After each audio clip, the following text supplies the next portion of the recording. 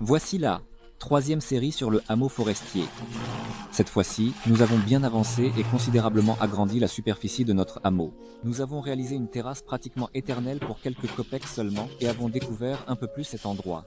Mais parlons de tout dans l'ordre. Bonne vision, la série précédente s'est terminée par le démontage de l'ancienne toiture, la création d'une insertion panoramique et le revêtement de la structure avec des panneaux OSB. Après le démontage, il était resté beaucoup de déchets. Principalement, ce sont de vieilles poutres recouvertes de bardeaux. Ce sont de petites planches qui étaient clouées en chevauchement les unes sur les autres. En fait, c'est par le nettoyage de ces déchets que nous avons commencé. Dans les commentaires sous les épisodes précédents, vous avez souvent écrit qu'il ne fallait pas jeter les vieilles planches, et il aurait fallu les utiliser pour le bois de chauffage.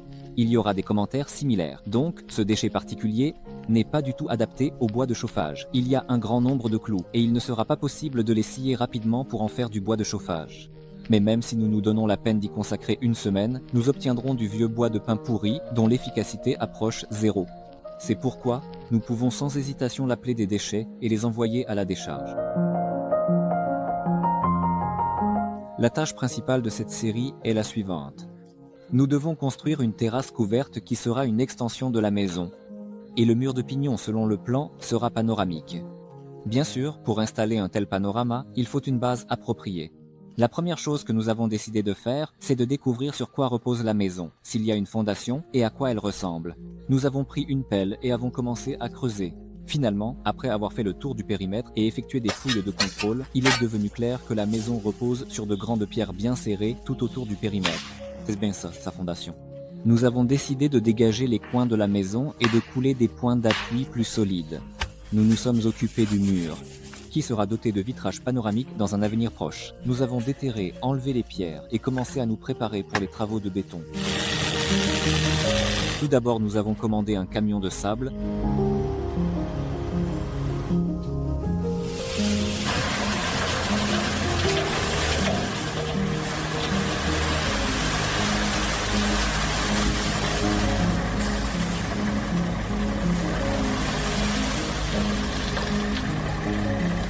Puisque nous allons couler le béton par étapes et en petite quantité, nous avons décidé à ce stade de nous contenter d'une bétonnière.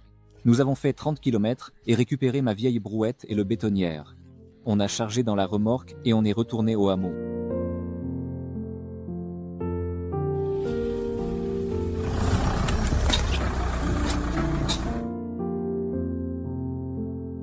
Puisqu'on a une voiture avec une remorque à notre disposition, nous avons décidé de ne pas laisser passer cette occasion et d'apporter des pierres qui se trouvent non loin, au bord du champ. De telles piles de pierres apparaissent après que les kolkhozes nettoient les champs, ramassent les pierres et les entreposent sur place pour ne pas avoir à les transporter trop loin. À l'époque, j'ai été très surpris d'apprendre que les pierres poussent littéralement de la terre chaque année. Bien sûr, elles ne poussent pas, c'est simplement que le sol les pousse à la surface. Mais cela se produit chaque année et donc il faut nettoyer les champs chaque année. Alors, nous avons du sable, des pierres, du ciment, une bétonnière et 3 acolytes prêts à travailler. Il ne reste plus qu'un dernier morceau du puzzle. C'est de l'eau. Heureusement, il y a un vieux puits abandonné sur le terrain. C'est celui-là que nous allons utiliser. À l'avenir, nous allons bien sûr le nettoyer, l'améliorer et procéder à une analyse de l'eau. Mais pour l'instant, cette qualité d'eau nous convient tout à fait. On a mis le vieux pompe, on l'a branché et on peut avancer. Sous 2 angles du futur mur panoramique, nous avons enlevé les pierres et bien creusé les emplacements. Ici, nous allons couler de nouveaux supports fiables, sur lesquels les angles de la maison s'appuieront par la suite. Comme coffrage, nous avons pris un matériau de toiture de Technonicole, en fait, c'est du feutre bitumé. Nous coupons le morceau nécessaire et, à l'aide d'un chalumeau, nous soudons les 2 extrémités. Au final, nous avons un cylindre qui sert de coffrage et d'étanchéité. Ça se fait en 10 minutes, ça coûte presque rien et ça fonctionne à merveille. Nous le recommandons sans hésitation. Nous plaçons ce moule sous la maison, à l'angle, et nous préparons le béton. Ensuite, on utilise des pierres et des morceaux de fil. On tasse bien et après 2 heures, on a des supports solides et bien ancrés.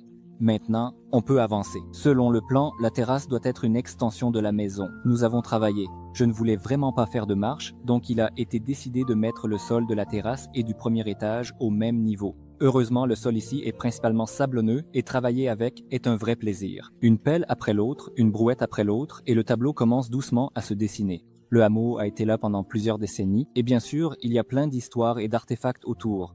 Voici l'un d'eux. Après quelques heures, la couche de sol nécessaire est enlevée, et nous avons donc cette plateforme. Ici, la terrasse va bientôt apparaître.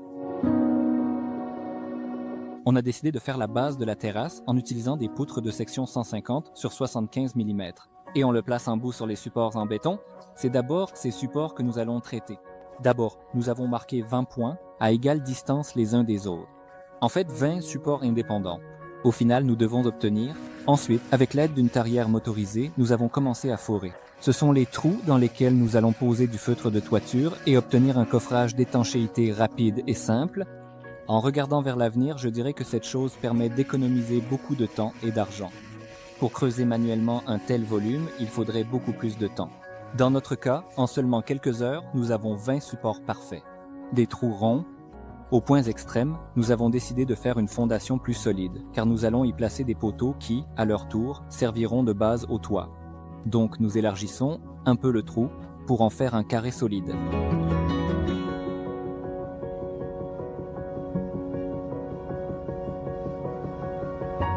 Eh bien, maintenant, il ne reste plus qu'à remplir tous ces trous avec du béton, du sable, du ciment, un peu d'eau et ainsi, portion par portion. En parallèle, nous assaisonnons ce mélange avec des pierres.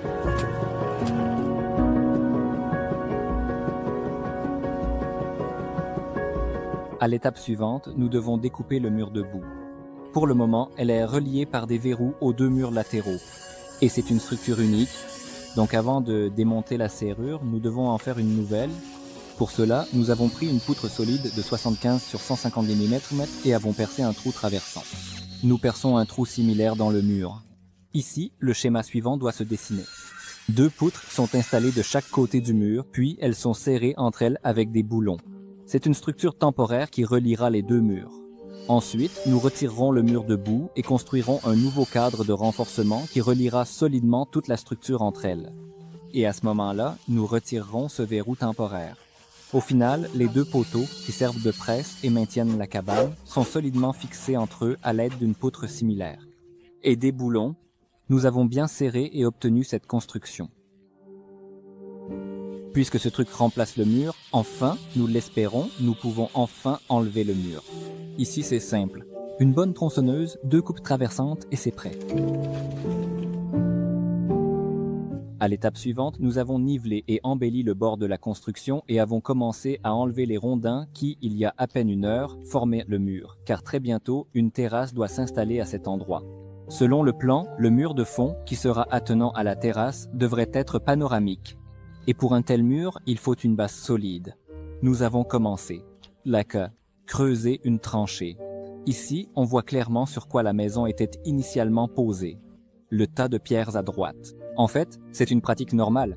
Avant, on faisait comme ça, et comme vous pouvez le voir, après 70 ans, la maison se tient plutôt bien, et elle tiendra encore un bon moment, d'autant plus si on le répare et le renforce de tous les côtés. En fait, c'est exactement ce que nous faisons.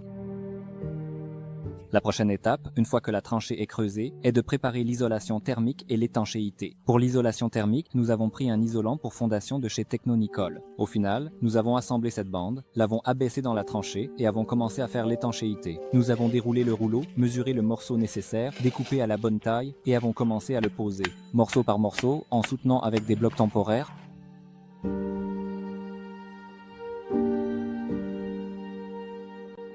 À l'étape suivante, nous plaçons les plus grosses pierres dans la fondation qui, en fait, étaient déjà à la base de ce mur, mais beaucoup plus haut et sans béton. Mais maintenant, elles sont placées 1 mètre plus bas et seront bien liées par le béton. On peut correctement appeler ce mélange du béton sablonneux, car dans notre cas, il ne contient pratiquement pas de gravier. Mais c'est comme ça, couche par couche. Ici, nous avons décidé de ne pas faire de coffrage supplémentaire et la tranchée elle-même joue en fait ce rôle. Oui, elle n'est pas parfaite même, mais en réalité c'est juste une question d'esthétique. Et comme la fondation sera ensuite cachée et sera recouverte de tous les côtés, nous avons décidé de ne pas trop nous en soucier et de gagner une demi-journée de travail. Pour plus de sécurité, nous avons décidé d'ajouter un petit treillis métallique. Pour cela, nous avons pris des armatures en polymère, les avons découpées et liées. Voilà, dans une telle construction, comme je l'ai dit, nous ne sommes pas des professionnels du bâtiment, nous apprenons juste et nous vous racontons honnêtement notre histoire. Eh bien, à mon avis, cette fondation, il n'y a pas de grande responsabilité. Il suffit d'installer un cadre en bois indépendant. Et je pense que sa force est plus que suffisante. Mais, bien sûr, j'en prendrai connaissance dans les commentaires. Mais pour construire ce cadre en bois, il est nécessaire de démonter les restes du pignon. D'abord, nous avons enlevé les planches qui avaient initialement été utilisées pour recouvrir le pignon.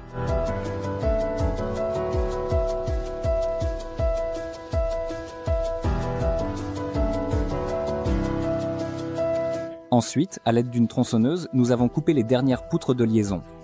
C'était en fait un test de viabilité pour notre construction, qui relie deux murs entre eux. Heureusement, l'examen a été réussi avec brio et nous pouvons avancer. À ce moment-là, le béton a bien séché et nous l'humidifions pour éviter les fissures.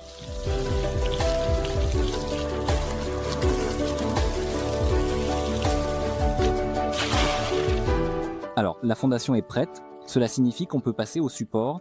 Pour cela, nous avons commandé une poutre avec une section de 75 sur 150 mm. Quelle est l'idée ici et pourquoi cette taille en particulier? En fin de compte, les principaux supports et poutres doivent être carrés, c'est-à-dire 150 sur 150 mm. Si on colle deux poutres de 70 mm d'épaisseur, on obtiendra les précieux 150 mm. Je pense que beaucoup se demanderont pourquoi ne pas commander tout de suite une poutre carrée de 150 sur 150 mm. Je vais dire... Alors, le bois se comporte de la manière suivante lorsqu'il sèche. C'est-à-dire qu'il y a toujours des anneaux, et ces anneaux ont tendance à s'aligner, c'est-à-dire à se redresser. Et nous savons à l'avance que cela va tourner. C'est dans cette direction. C'est pourquoi le collage se fait de la manière suivante. Nous plaçons ces anneaux comme ça, l'un en face de l'autre, pour qu'ils offrent une résistance. Cette poutre offrait une résistance à cela, et dans l'ensemble, nous obtiendrons une construction assez stable et prévisible. Voici une poutre carrée qui sera le plus stable et prévisible possible. Pour obtenir un collage de qualité, la surface des pièces doit être bien préparée. Bien sûr, la poutre après la scierie ne peut pas se vanter d'une telle préparation. C'est pourquoi nous avons pris une petite raboteuse mobile et décidé de passer les pièces sur place. Mais pour être honnête, ce jour-là, il semblait que le monde entier était contre nous. Dès le matin, à peine arrivé, il a commencé à pleuvoir à torrent. Nous avons commencé à entrer le matériel dans la maison en toute hâte et à travailler ici. Bien sûr, dans un espace limité, ce n'est pas très pratique de manœuvrer avec des poutres de 4 mètres, mais en choisissant le moindre mal, nous avons tout de même opté pour cette option, dans l'étroitesse, jusqu'à l'inimaginable et sous le toit. La prochaine difficulté était le vieux câblage, et à la moindre charge, la raboteuse faisait sauter les vieilles fusibles, encore et encore.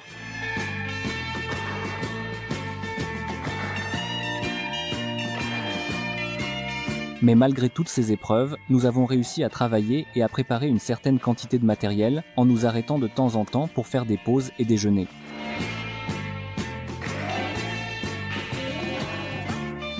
Finalement, nous avons décidé de faire une petite pause et de remettre l'électricité en ordre, car il n'était pas possible de continuer à travailler ainsi.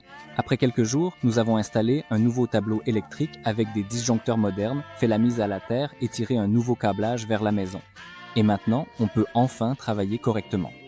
Cette fois-ci, le câblage et la météo étaient de notre côté. Travailler est devenu un vrai plaisir. Une poutre après l'autre, elle passait facilement à travers la raboteuse. Et bien, presque avec facilité.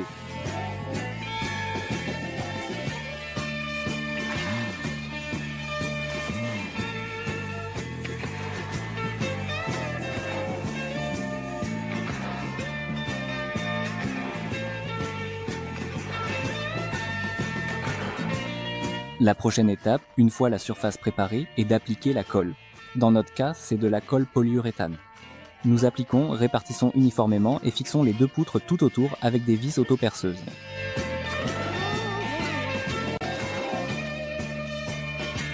Pour bien encadrer la maison, nous ajustons les murs avec soin en enlevant tous les éléments saillants.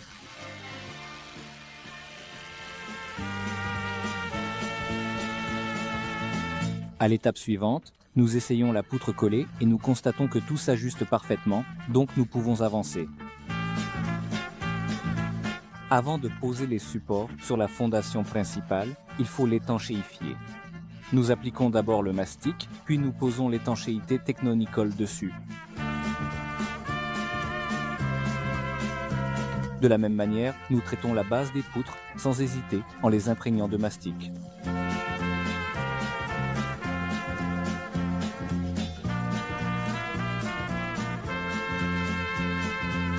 Ces poteaux seront reliés entre eux à l'aide de tiges filetées, tout comme nous l'avons fait pour les fixer. Vero temporaire. Nous les mettons en place, nous perçons à travers, et ce, de tous les côtés.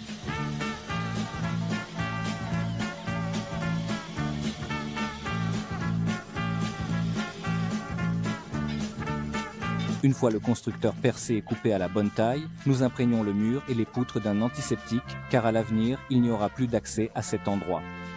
Et enfin, le moment est venu pour l'assemblage. D'abord, nous installons les supports principaux. Ici, nous avons également imprégné tous les points de connexion avec un antiseptique et nous avons commencé à assembler le constructeur.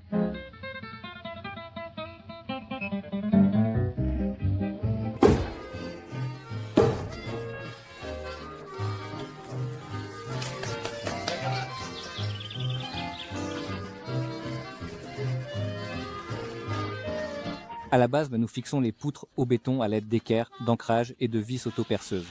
Cette connexion ne supportera pratiquement aucune charge. C'est juste pour que le poteau ne puisse pas se déplacer sur le côté et reste bien à cet endroit.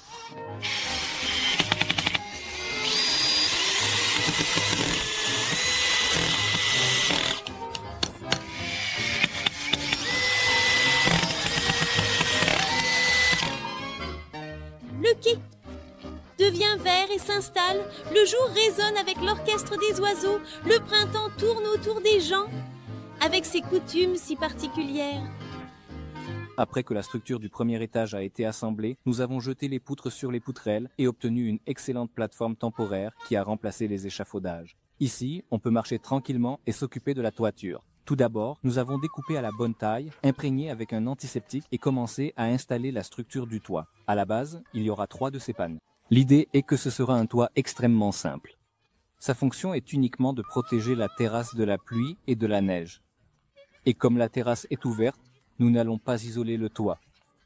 Mais utilisons un matériau très intéressant comme revêtement de toit et recouvrons-le de barres d'eau. Mais nous en parlerons dans le prochain épisode. Et cet épisode doit se terminer avec la terrasse terminée. Mais d'abord, il faut finir avec le toit.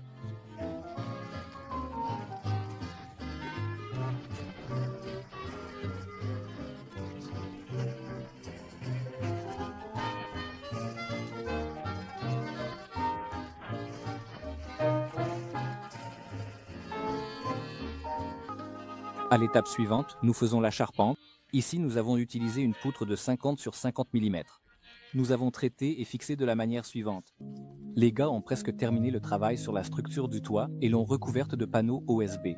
Au final, nous avons obtenu une plateforme couverte à partir de laquelle nous allons créer la terrasse. Et c'est très pratique, car nous avons un toit au-dessus de nos têtes et nous n'aurons pas à nous adapter et à nous baser sur les conditions météorologiques.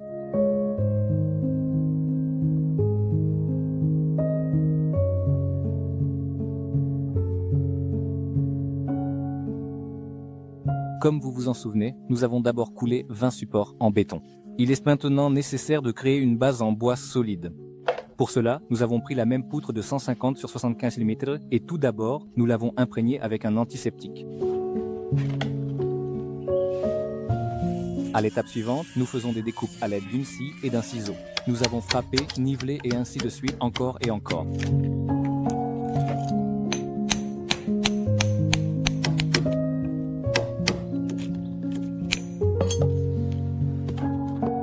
Au final, ces longues poutres seront reliées entre elles par de courtes entretoises.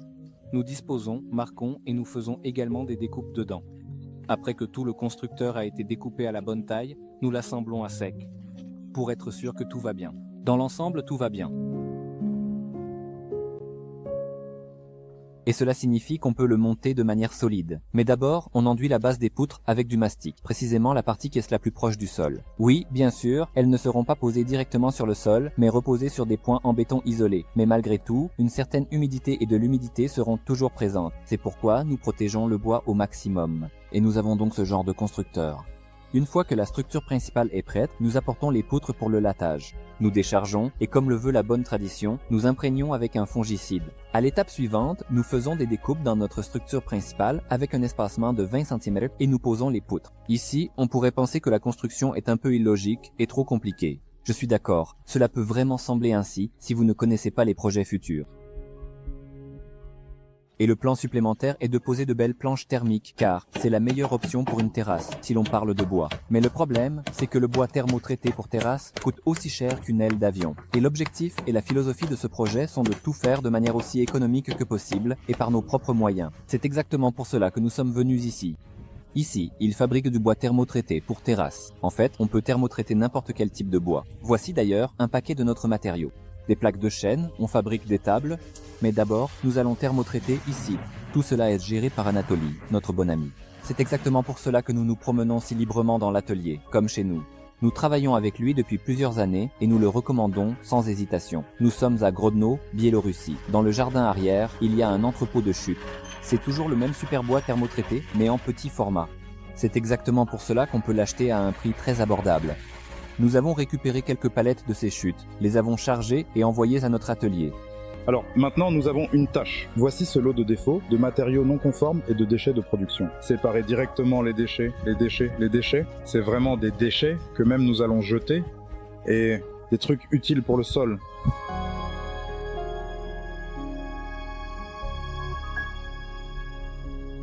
Donc, de ce grand tas, ce palette est devenu une palette de déchets. Et voici une palette de carreaux de 42 centimes. Ici, on a environ 18 ou 17 mètres carrés. Au final, après que Kolya a trié le paquet de matériaux non conformes, nous avons obtenu environ 20 mètres carrés de super matériaux. Voici des planches de 40 centimes de long, qui nous ont coûté moins de 100 $ ou 10 000 roubles. Nous avons décidé de les disposer en damier. Je pense que c'est maintenant clairement compréhensible. Pourquoi une telle structure de support a-t-elle été réalisée? Et la sélection dans les poutres principales a été faite pour obtenir une structure aussi rigide que possible. C'est important car la poutre était fraîchement coupée et si elle n'est pas bien fixée, elle va inévitablement se déformer, ce qui aura clairement un impact sur un revêtement aussi fin. C'est de ce que je parle, des planches thermotraitées. Alors, pourquoi choisir le bois thermotraité? C'est vraiment la meilleure option pour les terrasses. Une planche correctement préparée est placée dans un énorme four où elle reste pendant plusieurs jours. À une température de 150 à 180 degrés, elle est littéralement cuite au four. C'est si on veut faire simple, le bois thermotraité n'est bien sûr pas un bois spécial. Ce sont des essences de bois ordinaires qui ont acquis de meilleures propriétés physiques et chimiques grâce au traitement thermique. Au final, le bois ne pourrit pas du tout, et c'est son principal avantage. Parce qu'avec le traitement thermique, on détruit le milieu nutritif pour les parasites biologiques, les champignons, la pourriture et les moisissures. Il s'agit de l'absence de polysaccharides dans la composition. Cela augmente la durabilité biologique du bois thermotraité de 20 à 25 fois.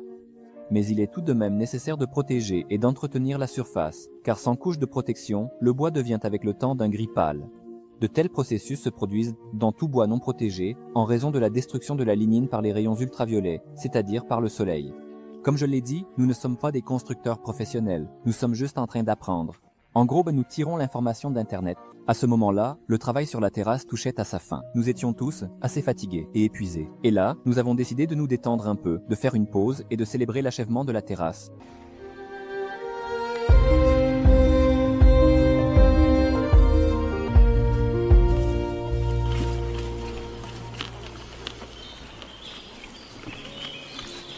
La touche finale est de vernir la terrasse, mais d'abord, il faut bien la poncer. Ici, nous avons décidé de nous débrouiller avec les outils que nous avons. C'est une grande machine à polir de Makita, qui fait très bien ce travail. Nous avons pris le plus grand embout pour le papier de verre, plus de disques abrasifs, et nous avons commencé. Le moment où nous avons rempli les trous des clous avec lesquels nous avons fixé les planches a été laissé derrière nous. En conséquence, le mastic a rempli ces trous et fait briller les têtes de clous. On ne le voit vraiment pas. Après que le sol a été bien poncé, nous le passons à l'aspirateur et nous nous préparons à appliquer le revêtement de protection. Pour cela, nous avons pris un produit de Profiwood et avons commencé à appliquer la première couche de primaire. Bien sûr, nous comprenons qu'il y aura encore beaucoup de travaux de construction dans un avenir proche et nous allons bien abîmer le revêtement. C'est pourquoi nous ne nous compliquons pas trop la tâche pour l'appliquer et à la fin des travaux, nous le mettrons simplement à jour. À ce stade, c'est un revêtement de protection contre les éléments extérieurs. Avant de vous montrer le résultat final, il faut d'abord embellir et mettre de l'ordre dans le jardin. Nous avons coupé les lattes qui dépassaient et décidé de tondre l'herbe. À la fin, nous avons appliqué une deuxième couche de vernis mat sur la terrasse et au final, nous avons ce résultat. Une terrasse pratiquement éternelle pour pas cher.